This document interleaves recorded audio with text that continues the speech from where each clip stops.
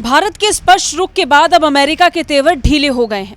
ऐसा इसलिए कह रहे हैं क्योंकि वो अमेरिका जो अब तक रूस से तेल खरीद को लेकर भारत पर दबाव बना रहा था, वो अमेरिका अब भारत की स्वतंत्र नीति को अपनाने के रुख की तारीफ कर रहा है।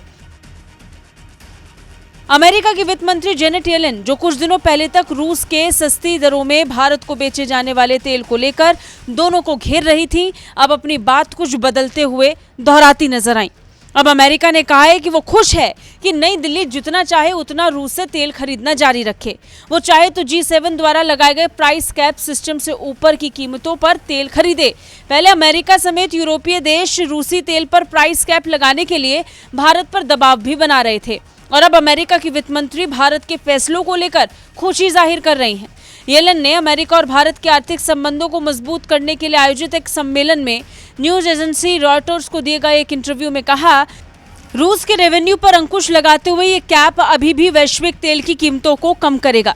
येलेन ने कहा कि तेल की कीमतों में कैप के अस्तित्व में आने से भारत, चीन और रूसी कच्चे तेल के अन्य प्रमुख खरीदारों को मॉस्को को भुगतान की जाने वाली कीमत को कम करने में मदद मिलेगी।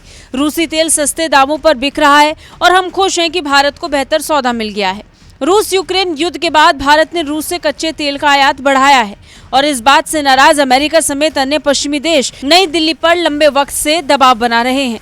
लेकिन भारत ने हर बार अपना रुख स्पष्ट किया।